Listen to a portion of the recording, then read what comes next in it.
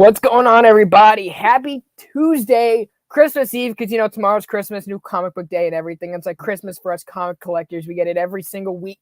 Welcome back to Creators Corner. Today, we have a longtime friend of the channel, actually one of our first guests making his return. Also, has a lot of projects coming, so it's really fitting that we have him back on here. Steve Orlando, how are you doing, sir? I'm great. Yeah, I didn't know I was one of your first guests, but I was happy to, in retrospect, happy to be that. And things have really leveled up since I was here. That intro was very exciting. I'm wondering, will I be doing Hall of Fame, Hall of Shame? Oh, no, Hall of Fame. Actually, we canceled that show. We just haven't replaced the intro with it, which we got to get on. Well, that was right now at the end. We can just do a lightning round and I can place things in different boxes. Let's see. I don't know. Marvel and DC. Well, that's a trap. I was about to say, like, I'm just blowing up my own comic section. Both Hall of Fame. Both. Okay. Star Wars and Star Trek.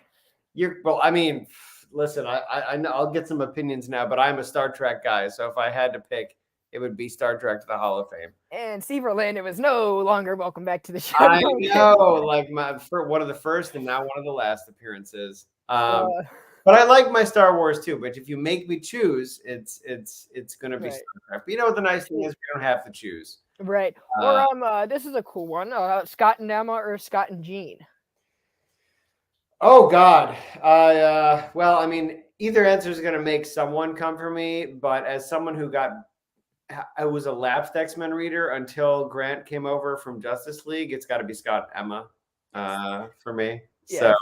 But isn't the answer really Scott, Logan, and Jean these days? Why are we so productive?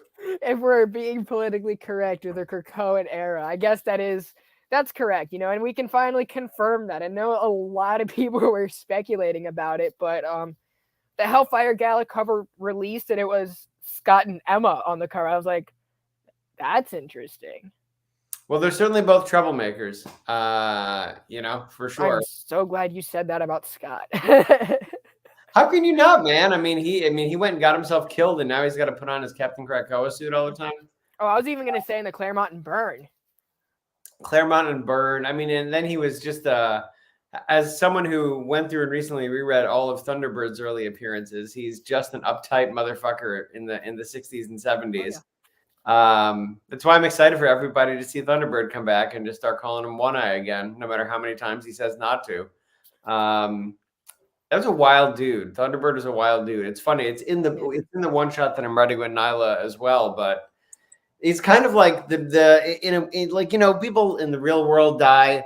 They tend to be like mythologized. The easy illusion is someone like Biggie or Tupac, and like. In a similar way, not the same way, because obviously Thunderbird's not real. It's just funny how everybody has sort of deified him in the past 50 years or past however long in comics time. When if you go back and read his appearances in Giant Size, like he's a big old dick. He's just a jackass. Which we're happy. Nyla and I have been having a lot of fun with that in the Giant Size Thunderbird one shot. But it's really true. He comes back. He's like, this isn't who I was. I wasn't a nice guy. Why? Like, what are you doing? No. Anyway, so that's a big old tangent. But yes, the answer is Scott and Emma if I have to choose once again. That is the beauty of the show, is getting off on these X-Men tangents. We recently had Fraction and Dodson on together, so talking about that was a tangent in itself, Scott and Emma. Oh, God. But no, that's what we've kind of, me and my co-host, Steph, that's kind of what are my new co-host Steph. Since there was an old co-host Steph, now we have a new co-host Steph. We've upgraded Stephs in the group. So we have been preaching that for going on like months now, right? Since we've been doing content together. So that has been like super fun. Everyone just saying Scott and Jean, and we're like, get hit. But what was your first experience with X-Men? Oh, I mean, so it's unquestionably the pilot for the animated X-Men cartoon that didn't get made, which I think came out in 89 or 90. At a time, around a time when I could be renting it from like a video store, but it was, they released the pilot. VHS has very recognizable Art Adams cover art. But the thing is, I was like 5 or 4. I didn't really have a concept of how cartoons worked. So I watched this thing all the time. Like they must have been sick of me at Video King. It's also the same sort of team that the arcade stand-up arcade game was based off. Yes. Have you ever seen that? It was called Pride of the X-Men. It was about Kitty Pryde joining up.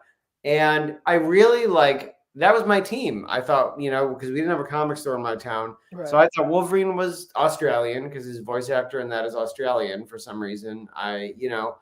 I thought Dazzler was Rogue when the show in '92 debuted, and I also thought Jubilee was Cape or Kitty Pryde. So I was like, who are these people?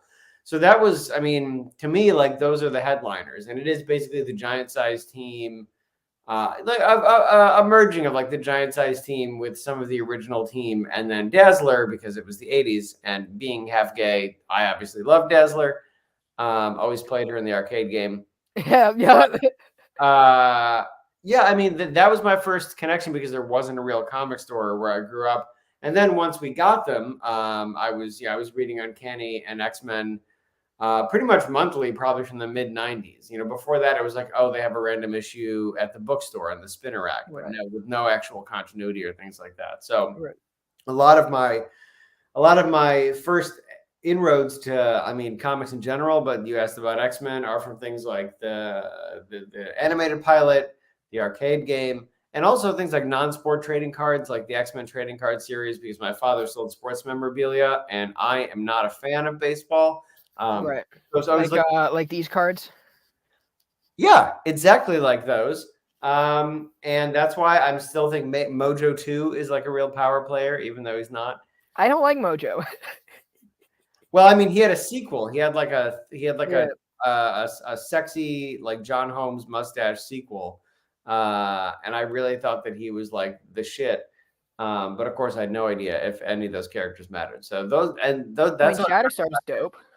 Shatterstar is dope, for sure. I've never written him, but I hope to get a chance to at some point. Who wrote the miniseries? Wasn't that Tim Seeley that wrote it a few years ago? That was Tim, and Tim's one of my boys. We got it. We didn't get into DC at the same time. He was already in, but we met at my first day at DC, at a big creative summit we were having, and we have gotten along since. As folks probably know, we're writing a book together right now. So yes. I'm a big fan of Tim. Right, which we're also going to be talking about later, which I also have the pleasure of reading both of these. They're both fantastic, which is why I was like, yo, we're getting you back, dude. Everyone has to read these. So Marauders is relaunching. What has your experience been like so far in the X office? Everyone has a different experience from from who I've talked to. What has yours been like? I could not have asked for a better experience in my case. I was coming up when I joined the X-Men office.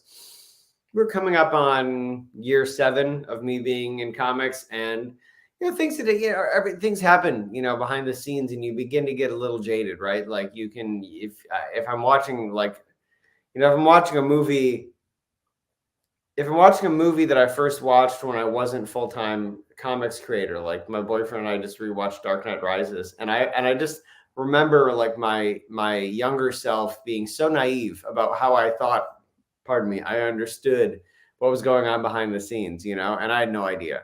Right. And I will admit, like with a pandemic is sort of getting in the way of my debut at Marvel and things like that, I was sort of like, I need a boost. I need some sort of, refreshment. And the X-Men office has been that for me. Just like everyone there is incredibly creative. Everyone there is incredibly high energy and supportive. And it sort of really reminded me, it's cut through a lot of the sort of the bullcrap you had to go through. The ennui of early middle age. And I'm like, oh no, this is great. This is a joy. And hopefully that comes across on the page, because I think Marauders is one of the best things I've ever done. And that is, of course, owed as well to Eleanor Carlini, who's just doing the work of her career. But even beyond that, just the collaboration and being part of this huge huge story that is just it's in Marauders, but it's also in all these books, and we're all moving towards bigger and bigger things all the time. Jumping on that train was great. I tell people it's completely reinvigorating, and there's no bullshit there. Right. It really has been. Right. And everyone I've spoken to has kind of had that same like outlook on all of this. How did you get the job? How they get get you in the game with the I X-Men. mean, you never know why people reach out. To be honest, folks will look at my stuff I've done at Marvel and think there was some sort of like master plan, because I did the X-Men issue, Darkhold. the Man Thing, and then I did Magneto the Mutant Force during Heroes Reborn. And to be honest, both those times I was like, oh, I need to get everything into these books. So this might be the only time I write the X-Men. And that didn't turn out to be the case. I mean, I have a theory that some of my peers in the office recommended me once we found out Jerry was going to be going on to take over the main X-Men book. But I don't know that for sure. Like I would tell you guys if I did, but I feel like it's funny when you join a Slack, you can time travel back to before you were in it, but I'm far too self-conscious for that. Right. So I have a feeling someone brought my name up, and I will be indebted to them for that, because it is the kick in the ass I needed. But when they found out Jerry was going to be leaving Marauders and going to X-Men, all I know is that Jordan messaged me and asked if I would be interested in taking over that book or pitching something brand new, by the way. But because disaster relief and rescue stuff that's all things that I've done personally with my own two hands after Hurricane Michael in Florida, like there was never a question to me. I wanted to take over Marauders because it's something I haven't really been able to talk about much in comics. And it was right there on a silver platter. The team had two missions. The first run focused a lot on the Hellfire Trading Company intrigues. And so we wanted to look in the other big mission that they talked about at the outset of the book, and we haven't looked back since. Right. And I do want to address the chat. If you guys do have a question, thank you guys all for joining. If you have a question, much like this one from Steph, make sure you guys drop below. He says, when is Project Patreon Volume 2 coming out? I enjoyed that book as well. Are you dropping a Volume 2? I mean, look, you guys want the real answers. The honest answer is it totally depends on how the trade paperback sells. I'm incredibly proud of that book, and thank you, everyone, including you two folks, for reading it and supporting it. We were looking heavily on the numbers, on the individual issues, the sales numbers, and it didn't bear out for a sequel. But if something happens and there is like a lot of support for the trade paperback, of course we could come back. But we all did our best, including Aftershock, to find a way to announce, a sequel series or a sequel one shot towards the end of the existing series. But it just, the numbers just didn't work out. So my hope is that the trade does really strongly this year, and we can try to find a way to leverage that and come back. But that's what would have to happen. That's the story of many books and comics, right? And it's also the story of this one specifically, right? Which that happens from time to time. Sometimes like even like the Ghost Rider series that who did it? It wasn't Ben Percy. It was the guy before. Ed Brisson did it. And that was a really good one for Gary did art, and then it just fell off after 7 issues. It got canceled, which was a shame. But make sure you guys buy the trade. We're gonna do our best on our end to make sure that trade gets in the hands of everybody. So Steph, we got to get on that, brother. Let's hop back to X-Men. Why should we pick up this book? Why should we have so many X-Men books out right now. Why should newer people to X-Men or people debating on this next wave, right? Because we all have pull lists that we can cut from. Why should this belong in theirs? Look, because first of all, we are offering something none of the other X-Men books are offering. Like, this is a rescue book. It's big. It's exploration, and because of that, there's going to be reveals that matter. Like there will be things that are not important just to Marauders, but that really end up being foundational and irrevocable in many ways to the world of X-Men as a whole. We're uncorking like 10,000 years of history before issue 5 that folks have never seen before. So it's huge. It's full of big ideas, but at the core, you just have this crew that's like lightning in a bottle. So you're there for the characters. You're there for Bishop and Pride. The idealist and the pragmatist, the Kirk and the Spock of the book, or the Han and Chewie. Thank you.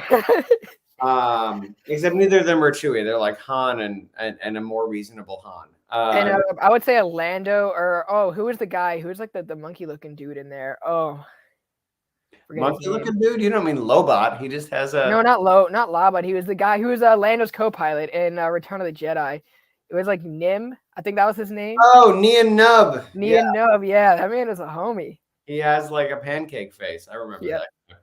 Yeah, pancake. That's a better way of putting it than a monkey face, you know.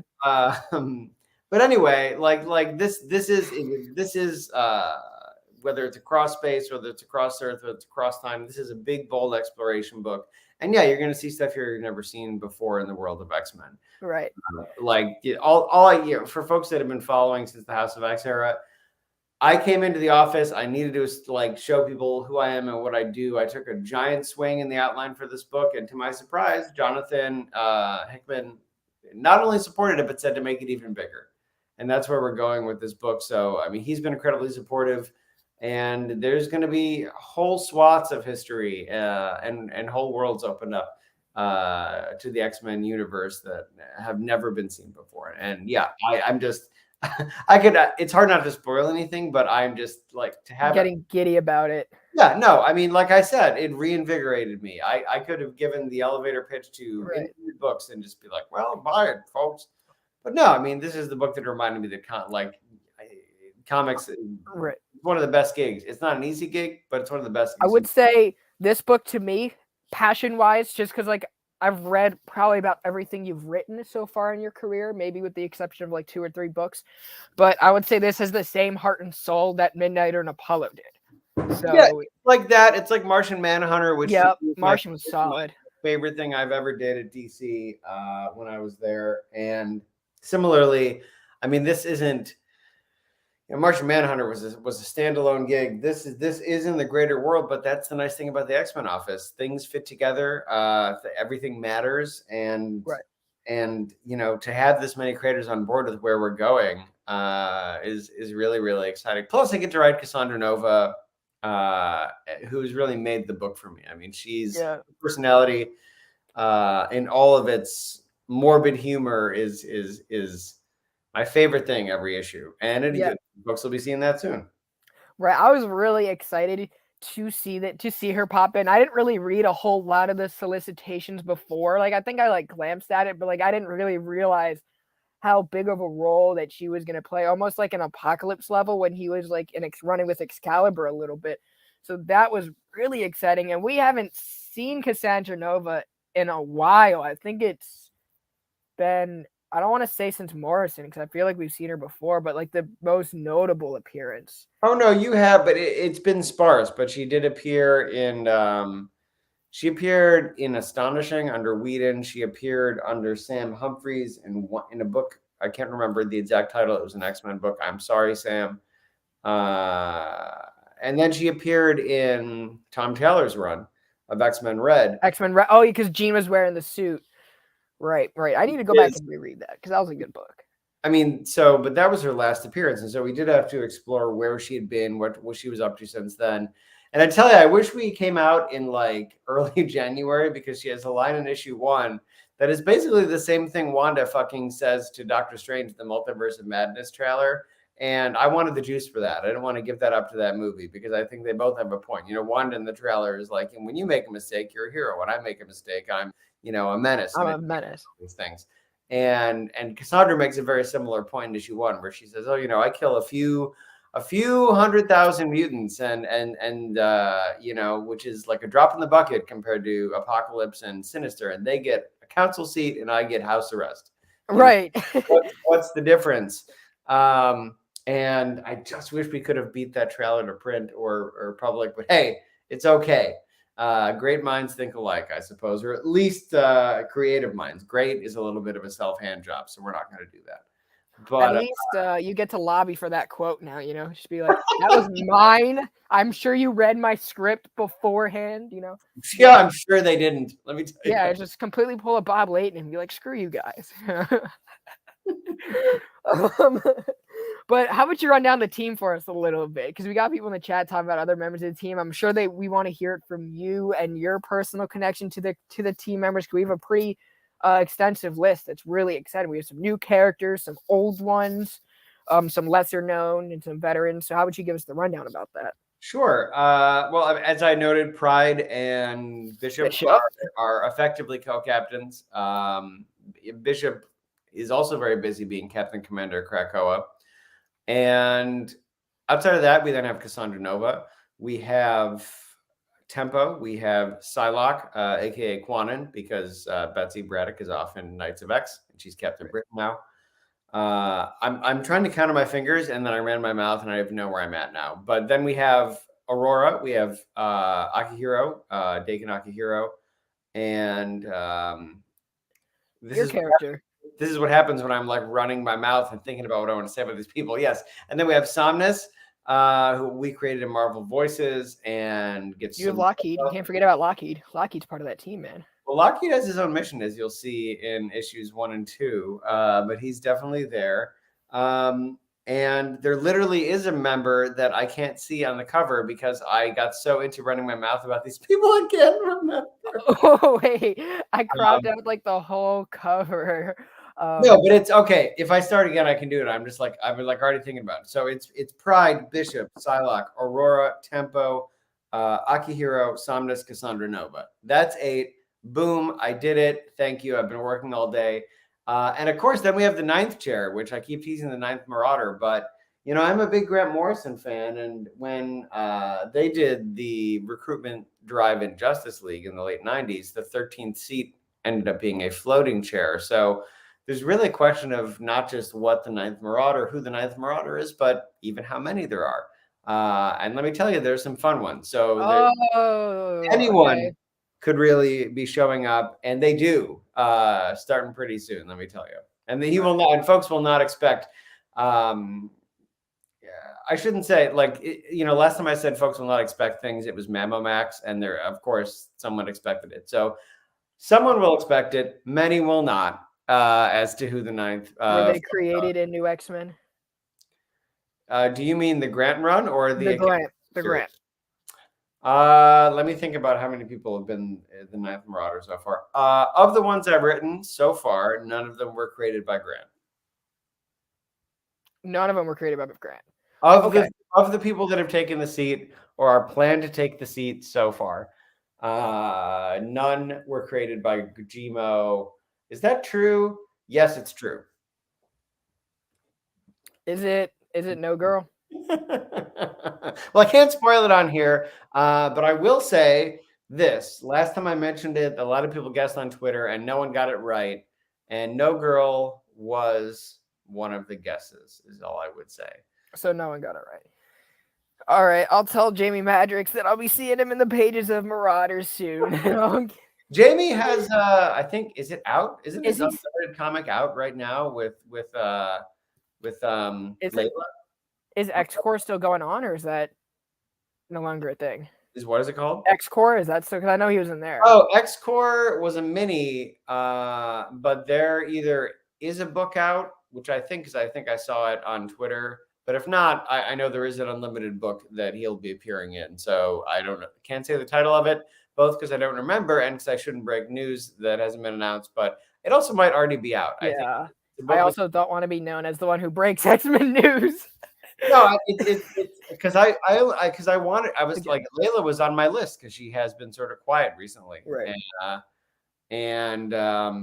But she was tagged for something else, and that's happened to me a couple times. It happened with Kylan. I thought I was the only one that cared, and then here comes Teenie Howard, the Mirror Universe version of me, a loud, angry female bisexual, to take Kylan away. But she'll do great with him in Knights of X, so that's all right. So if you could pick one more person on your team, like if someone that is already confirmed for another book, that way you're not giving anything away, who would it be? Oh, you want me to pick someone who could be on the team but is in another book? Yeah, so like if you could swap, like if you could make a trade, who would you trade? Oh, I like messy characters. So take Richter. Take Richter. Too easy. Me and Brady anyway. No, like, well, I can tell you he's off in fucking Emmons. But it would be Apocalypse. I love what's happening with Apocalypse. And then what are some other good answers that would be real answers that I would love? I'd love Iska. If she weren't booked in a different book, no pun intended. Or Dust would be pretty cool. She's also booked in another book, but I feel like that would be like, listen, Dust, at least for a while, needs to be written by actual like Middle Eastern folks. So I would love to remind people that she is great, and that will be happening probably in another book. But I don't know if that's my lane. at the moment. I mean, oh, and obviously, if there weren't plans for Thunderbird to end up somewhere, I would have loved for him to be in the book. Right. Or Phantom X would be dope. That's true. And I've been considering some of the other Weapon Plus characters too. But no, my answers are always going to be much more obscure. Like, what if Ozymandias was in the book? You know, like he hasn't shown up in a while. Right. I also love like Super Saber, Crimson Commando, and Stonewall. And like there's, I mean, the list is deep, long, and stupid, let me tell you.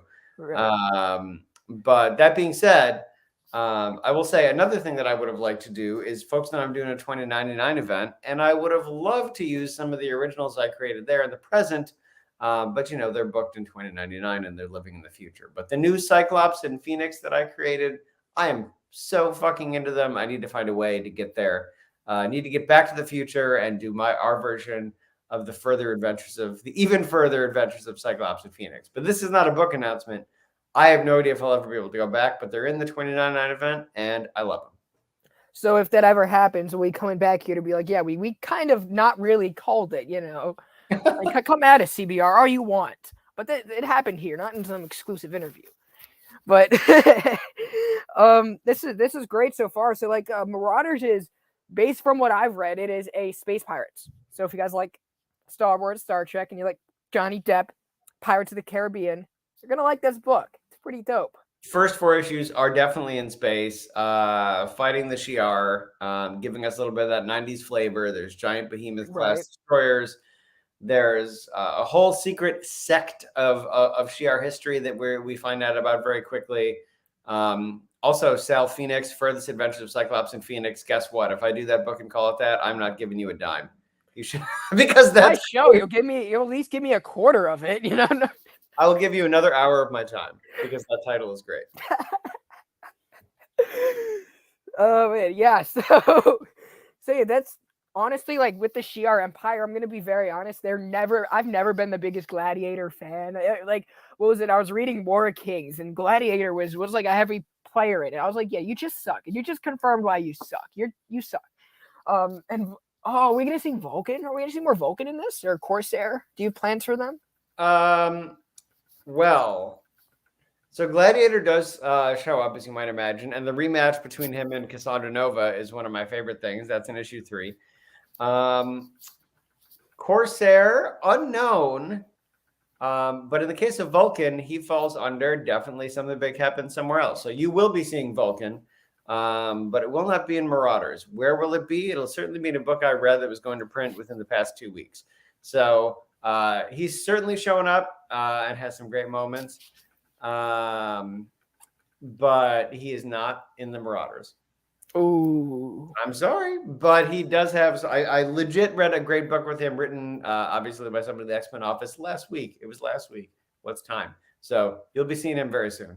That's really exciting. What has kind of been like the biggest lesson you've learned? Because like whenever you're pairing up with new people, or even like you're switching offices, because I know you did a lot of indie work before that. You did DC, went into indie. Now you're over with Marvel while still doing some indie work. What has been like your biggest takeaway so far? I think it's really impressive and wonderful how basically almost you're hard pressed to find an X-Men character, or rather a mutant character, that someone doesn't feel really passionately about. And I think that that's really awesome. Like when I was at DC, it's not a secret that I was known as one of the deep cut guys. But a lot of times that was just for myself, because I love deep lore and things like that. But I put I hide these Easter eggs in, starting with Marauders Annual, and it was the first time where people got almost every single one of them, but B, really were excited that this character that was meaningful to them even got a couple panels, a couple pages of time. Yeah, a character like Stitch, who's on the spectrum, but also a mutant. Folks are really excited that she got a chance to show up again. And there's a couple the couple as well from the annual. It doesn't matter who specifically they were, but it's been really, I think it's a great thing that it's not a niche. Almost no mutant is truly a niche market. They're important to someone. And I think that, it's great because we're in an office where everybody matters now and everybody can come back in the current Krakoan era for the moment. And it's a really nice time to sort of spotlight these characters, people like characters like Stitch that I think were ahead of their time. Right. And when you do that, you're not screaming into the void. Like, people hear you. And I Right. think it's not unique. It's not wholly unique to the X fandom, but it is the loudest and most vibrant that I've encountered it in a fandom recently, Right. That's a great thing. Right, and that like speaks volumes to like X-Men fans like for a while, because you pick up on like a lot of these Easter eggs from the past. X-Men have always been ahead of their game, X-Men have kind of always been that fandom, that group that have been pushing representation, that have been pushing more equal rights for the people and spotlighting a little bit of everyone. That's what Claremont and Byrne really set out to do with the relaunch, and even before him, Stan Lee was a bit, and Kirby did a lot. Obviously, Claremont was pretty successful in most ways. Could have improved with some other stuff, but I think X-Men had the first gay marriage in comic books, which also speaks volumes to that as a fan base as well. I'm pretty sure Midnight and Apollo got married before. Did they? Or was it in Marvel? Is that the fact in Marvel? They sure had the first one in Marvel. not first one in Marvel. I know you'll be the one to correct that. I thought they were in general. What was that? 2008, 2009. It was right after House of M. Well, I was going to say, yeah, because Midnight and Apollo were married at the original Authority run, which was around 2000 or 2001. Okay, then this would have been the follow-up. But again, different company. And at that time, Wildstorm was not part of even the DCU, obviously. So, but, there's enough love to go around for all these things. Right, and that was still a dope issue. I have it myself. I got it signed by Mike Perkins at Baltimore a few years ago, which was pretty dope. Yeah. Yeah, it was the first Marvel. My bad. I stand corrected. What was moving? So before we move on to your indie, we asked this question to all the X-Men writers. Who is your favorite X-Men character? I'll tell you, as a kid, it was a dark horse pick. It was the Mimic. And it's hard. Mimic. It's hard because I love. And especially in his absurd original costume that somehow manages to combine all of the 05's costume elements, the orange and red one. Mm-hmm. And I still love the Mimic, by the way. I don't know why I didn't push for him to be on this team. Probably because I forgot too many characters. I have to get out of my own way sometimes. But I just love a good only in comics costume, and I think and that costume is an assemblage of elements that I thought looked cool as shit when I was a kid. In my opinion, it works, but should not work, and I feel the same way about Alan Scott Green Lantern, the Golden Age costume. Yep. It has way too many colors, it has way too many elements. It shouldn't work, but somehow it does. But anyway, Mimic. Original to folks mentioning Exiles, love Exiles, but that is a different guy. Honestly, probably a more interesting guy, but not the guy I'm talking about. Today, it's much harder, like when you get in the office, it's almost like having to pick between your children. But I can tell you this: I would rather say, because how am I gonna pick? But I'll say the big surprise for me has been. The big surprise for me has been Psylocke, because, because there had not been a ton. The look has been around for a long time, but because of comics nonsense, it wasn't really her in her own body for a long time. Right. And so looking at especially, her appearances since her resurrection, and her early appearances before the Mind Switch, going back to the 90s. I really came to love her character and her focus and her integrity and fortitude. And she's become one of my favorite people to write in the book. And it's not like I didn't like her before, but I didn't really know her or have much of an expectation because she had she'd been relatively off screen for most of the time. Like she was in Betsy's Other Body as the French word for revenge. I don't speak French, so I don't know how to say her previous character. I don't speak French either. And now she's back, and she has been sort of my favorite surprise. So that's almost got to be where I go, because you can't pick between your kids, because then I'd have to pick Somnus, because I helped create it. But or I'd have to pick Cassandra because she's the most fun. But I knew she'd be the most fun. Right. Right. So villains are always fun. So Psylocke has been the biggest surprise for me for sure. Right. And I think it's really cool that like now we have the two different bodies. We have Betsy, Teeny Howard is doing her thing with her character, which is honestly why I love what Teeny's doing. But then you also have Quanah, which I think Zeb Wells did a very good job with Hellions, kind of even Brian Hill did with Fallen Angels a little bit beforehand. Giving her her own really big personality in her own role, right? And I think now she's really discovered that. Can we expect to see iBoy was really an X factor? Can we see him continue? The honest answer to that is that I don't know. He's not on any rosters that I can recall, but there are some books that I haven't even seen proofs of yet, or outlines for. So I really don't know about that one. I would tell you guys that he was going somewhere if I knew, but I just do not. So I'd love to be able to say more, but I genuinely don't know that. So that one I can't help you with. 100%. So let's switch over gears to your image book, Loaded Bible with Tim Seeley. What is the pitch for that, if you want to go over that for us? Loaded Bible is a gonzo blockbuster set in a world where the church has previously resurrected Jesus through cloning to fight vampires for them. But it turns out that they did too good of a job resurrecting him, and he immediately sees all the judgment and hate that they're putting forth, and he turns on them and starts standing up for the everyday person, the oppressed person.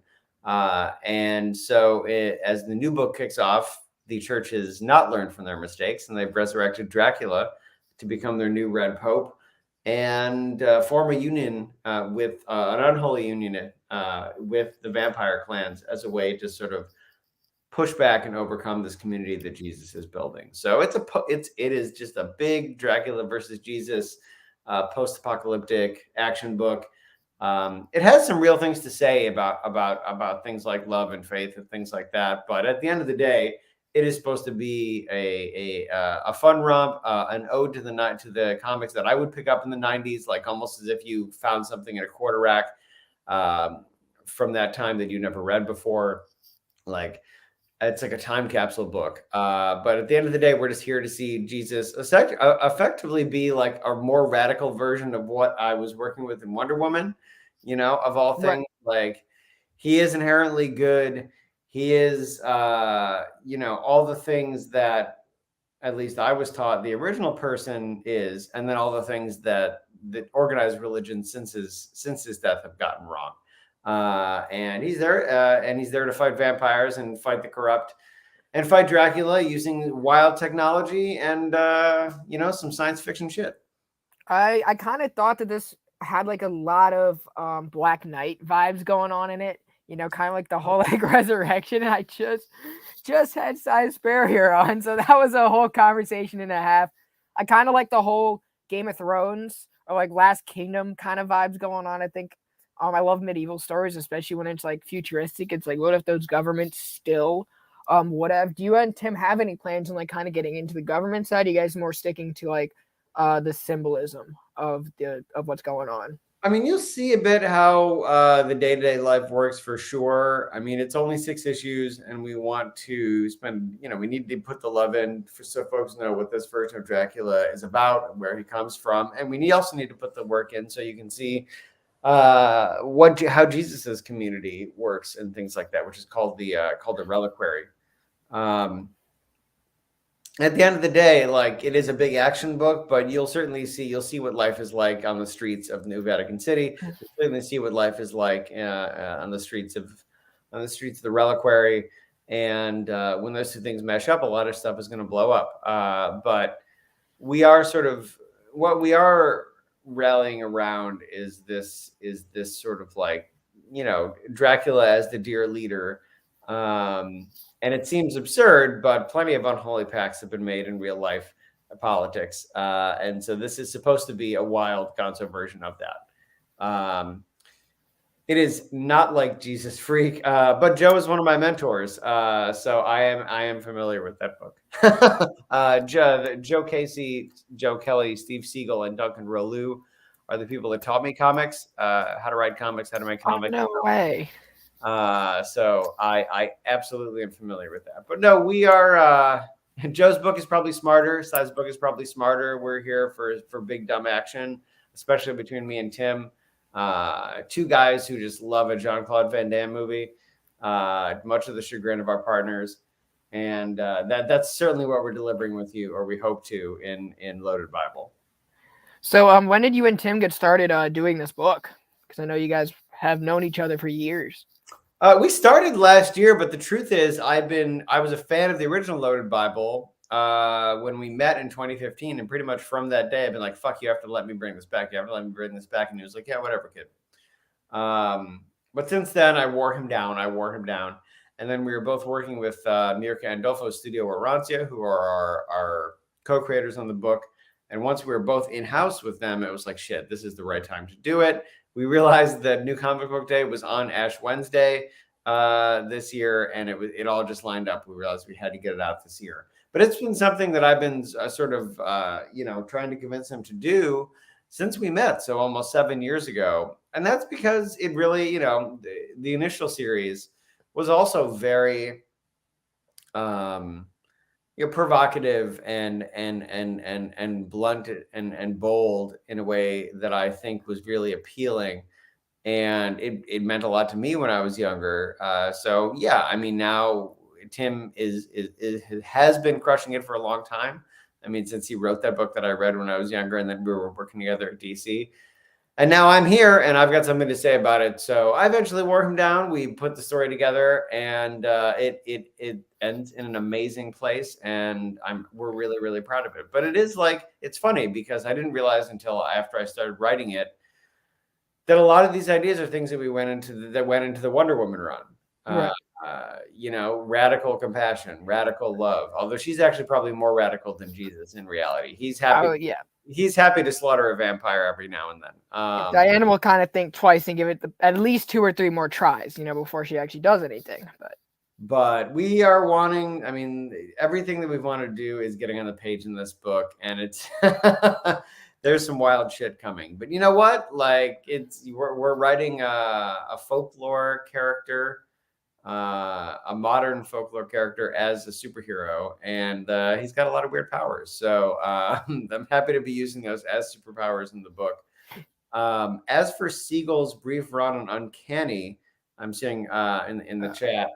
Listen, if you don't like my work, you can blame that run, and if you like it, you can thank that run, because it was when Joe and Steve were on X-Men and Uncanny that I confronted them at 12 years old at a Chicago Comic-Con and asked them how to break into comics, and that was because they were writing my 2 favorite books at the time, X-Men and Uncanny. So it all goes back to that run, the run that brought Colossus, Nightcrawler, and Shadowcat back to the X-Men from Excalibur, the run that introduced Marrow, also low-key one of my favorite X-Men characters. Love Marrow. Yeah, Teeny, you got to fight Teeny for her, I already got her. Well, the real answer is she was going to be in Marauders, but it made more sense to have Akihiro so that we could continue to develop what Leah had done with Aurora. Yeah. Maybe down the line. But yeah, love that run. I'm on a ramble now. But yeah, the real answer is I've been working on Tim from moment 1. It took 7 years, but we're finally here, and I'm very excited. There you go. Yeah, that's an X-Men run that I definitely need to dive into. I've been kind of doing a whole lot of catch up. Like I said, I just finished I actually just finished reading Uncanny X-Force the other day by Remender. So that was like a big treat. And I just got, for my birthday, one of the birthday gifts that one of my friends gifted me was all of Ultimate X-Men. So now I have that sitting to my left to binge. So I'm really excited about that. Well, I will tell folks for the person who keeps putting the name of the Cerebro X-Men in the chat, like, listen, if those were real people and they didn't like devolve into like nanotech and data, you better believe I would have already resurrected, especially Grey King. But sadly, I don't think that they were. I forget exactly how they explained it, in all honesty, because it has been almost 30 years. But I sure don't recall them ever turning out to have been real people versus like things that Cerebro created. So that was a bummer, because trust me, I would have brought them back. Yep, and that's Steph. That's the other member of Comics Kings who. So he's always putting us on to great X-Men books that I haven't read. So I'm really thankful for him. And he's read almost everything that has been put on the shelf. So I'm sure he'll love Loaded Bible if it has like some of the same concepts from that Uncanny. Um, it's way more. It's way more unsubtle than uncanny. But I also think that fits. Right. We keep it an unsubtle time. We're not Well, trying. it's also Jesus and Dracula. So it's like, what are you gonna do? It's like, Wait till Jesus pops out of a krakoa egg. Imagine the headlines. I Wow. think his name was Fabian Cortez, but he also didn't have clothes on and confronting the whole council. But I told Kieran, he made a joke in one of the scripts, and this is not like there's like an offhand line about Oscar Wilde being a mutant in one of his scripts, and then we did Trial of Magneto, where the waiting room happened, and you didn't have to have been alive to get a cerebro scan, and I was like, Kieran, now that you said this, it's kind of like Chekhov's like gay 1800s mutant, right? Like you have to resurrect Oscar Wilde. But we'll see if he does that. Believe it or not, he doesn't take everything I say as law, nor should he. But you never know. Or should he? Any secret mutant could come back now. Yeah, that's all. I'm really excited for Immortal X-Men. I'm excited for which X book of all the ones coming out other than your own would you say you're most excited for people to see? It is hard. I'm giving all these political answers, but you're asking me to pick between my friends, which is challenging. Oh yeah, my bad. But that being said, it's convenient because I've only read two of them besides mine because I've been busy, and they were Immortal and X-Men Red, and they are both fucking incredible. So that's what I would say. I haven't had a chance to read Legion or Knights of X yet, just because we're busy, as you might imagine. Oh yeah. But that being said, I can't pick between those two. I suppose if you like punches in the face, then you should be more excited for X-Men Red. If you like Succession and people arguing about things and undercutting each other, then you should be excited for Immortal. They both, it's a Venn diagram, both have a little bit of the other. But there's definitely, Kieran himself said that Immortal is like Succession with the X-Men. Plenty of dudes get hit in the mouth in X-Men Red 1. I love them both, but it really depends on where your own flavors lie. I love both of those creators. I think Al Ewing, his concepts are just so high concept that I love it. I loved his Ultimates. His Immortal Hulk was great. And I love what Kieran Gillen has done with Once and Future. That's honestly, if you ask me what something is killing the children, I go Once and Future, but that's just me. That's a hot take considering the market, but I'll take it. And then I've been loving his Eternals. It's been really good too. So I'm excited to see what he can do with X-Men. Eternals is banging. Did you all read the Uranos focus issue? Oh shit, that's not out yet.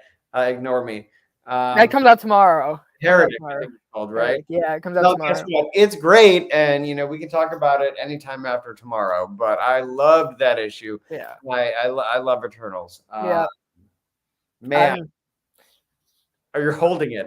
No, this is last week's. Oh, this is Eternals 10. I just reviewed it for weekly wrap up. So, no, I love that. He's perfect for that book. There is actually an Eternals cameo in Marauders 2 in somewhere no one would expect, as I like to say, but it certainly is in there, along with one of my deepest cuts yet in a Marvel comic. But there is I realized upon talking there is an Eternals cameo there. There we go. I'm excited for all your little Marvel cameos and Easter eggs. I'm gonna send you an email. I'll be like, I got that one. I got that one. I got that one. That one. That one. Well, the thing is, our Judgment Day tie-in is an ode to a famous issue of X Factor, and because of that, we got to do. And also, so much has been blowing up in the first 5 issues. I said, we got to slow down and do some character work so people know why to give a fuck. And because of that, and because of how Judgment Day works, I'm certainly not going to spoil Judgment Day, but the mechanism there for us to really dig into these characters' past, and I'm really, really proud of what we've gotten done in that issue. And you're going to see characters, the Marauders encounter characters from their past, personalities from their past that haven't shown up in a long time, and you're going to learn a lot more about them and why they do what they do at the end. But on the topic of deep cuts, it was like a smorgasbord for me, because I was like, oh, who's someone from way back that might really like dig the knife into this person's heart and things like that. I'm probably the most proudest. Jesus, I write for a living. I'm probably the most proud of the tempo scene, because folks that really know a lot about her. We're doing our best, obviously, now to give her a spotlight, which is long overdue. But we find out sort of why she has mostly focused on like speeding up or slowing down or affecting local time instead of doing like, why don't you just go back and change Genosha? Or why don't you go back and change X, Right. Y, and Z? Well, there's a little story about why she doesn't do that.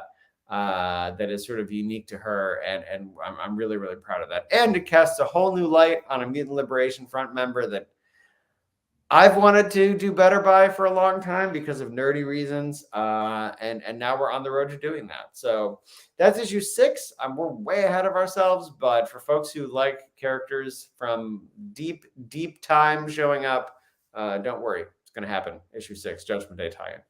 There you go. I'm super stoked for that as well. So we basically pitched the whole arc here on the show. Is there anything else that, because I know you're cut for time, is there anything else that you want to give a quick shout out to you got in the works? Well, I mean, the thing that I open with, but I really got to point out, like Giant Size Thunderbird, Giant Size X-Men Thunderbird, pardon me. Like, A, like I'm incredibly proud of the story, but B, this is, we talk a lot about representation on the page and behind the scenes, and like I'm so happy that this came together the way it is. I'm mostly here as a means to be reintroducing a character that's been dead in real human time for 50 years, easily one of the first native characters at Marvel. Probably not the first. I know there's probably some really uncomfortably bad ones from the Timely Comics era, but one of the most prominent. But to be able to do that next to Nyla Rose, a native woman, and with David Cutler himself of a First Nations background, you couldn't get a better team to be working on this character. And I'm incredibly proud of what they did in the book. As I said, I'm mostly here as a means because Nyla's never written comics before, and I'm happy to say that. Like this is her story. She has things to say, and it's a kick-ass comic. So if folks have been sleeping on it, like you're gonna find out everything you need to know about Thunderbird, where he's going forward. Right. But like it's gorgeous, and the story is perfect, and it's coming really soon. I can't wait to see the letters on it. But there you go. Could not sleep on that because it's gonna be a baller time. Did you read Age of X? Her relationship with Scott? I did read Age of X. As you saw in the annual, we're certainly Age of X. She also dies and has a woman's name on her lips at the end. We're certainly focusing on her being a lesbian in the book, but I did read Age of X when it came out, and then of course we returned to it as an office when we knew she was coming back. But that was even before me. I mean, like when she started showing up in Marauders, pre-me. Folks were starting to go back and look at her major appearances. Right.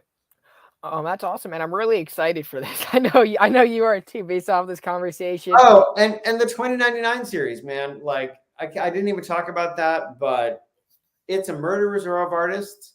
I'm incredibly lucky. Like Muhammad Aswar's on art. Do what? Did you say Muhammad Aswar's on art? Oh no, I said it's a Murderer's Row. Oh, like, I heard you had Muhammad Aswar. Every single person is doing just career-making work. Paul Fry is on the bookends, the Alpha and the Omegas. But then, I mean, to a T, every single person drawing these is just crushing it. The Winter Soldier issue has Dave Wachter on it. I got to think of the order that they come out in. I apologize. The X-Men issue has Kim Jacinto, and as I said, just like the X-Men 2099, like a dream come true for me. Alessandro Miracolo is on the Black Widow issue. The Avengers issue is by Z Carlos. It's one of the most challenging issues I've ever written, just because there's of the sheer number of characters with Avengers, but Z has been doing amazing work. I have to look at my cheat sheet, so if you see me looking away, that's why. And the Loki issue by Marco Castiello. I like just nice. None of these are easy. This is the Blade Runner 2049 to 2099's Blade Runner. And so things have to be even more cyberpunk, even more creative, and challengingly and provocatively visualized. And to a T, every one of these artists has just done career-making cornerstone work. And I just folks don't know what's coming. I'm super excited about it. What a good year for people who like cyberpunk, by the way. Jackson and Colin and Max Dunbar are doing Batman Beyond across the street. And now we got 29 Yes. coming back. It's a good time for dark futures in 2022. Maybe because we're living in one. Who knows? Yeah, right. We're like in the third movie of COVID. You know, we all know the third movies suck. That's when you get a new director. But Steve, thank you so much for being on the show tonight. Welcome back. It's been a minute, but I'm glad to have you back here. Welcome back anytime, my friend. Well, yeah, I'll put Star Trek in the Hall of Shame, even though it'll be a lie next time. Okay. Don't lie. I don't want you to lie, right? But we all got our hot takes. I think Cyclops sucks, and I'm a Havoc fan, so that's my hot take. So Not Adam X the Extreme. He is a half brother. Come on. I mean, it is canon that like he was with X-Men Legends and everything. I know, like in that first issue, people were like, "Whoa, we knew it!" And I was like, well, I sure read that issue because it had Shi'ar stuff, so I had to make sure that my stuff matched that stuff. Yeah. So you'll see those Crystal Claw assassins show up at some point in the in the first 4 issues. So, well, like I said, if other people have done it, we'd like to show some love to it and push it forward. So that's what we're here to do. Right on, man. I'm with that. I'm super excited. Thank you guys all so much for tuning in. If you're catching the replay, make sure you hit the thumbs up as well. Subscribe so you can one day see your favorite comic creator on the show. That is a goal as well. Next up on the show, we do have Mark Waid.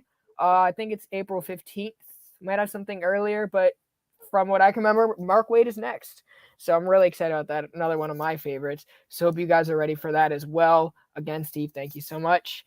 And everyone, happy Tuesday. We are going to play the outro.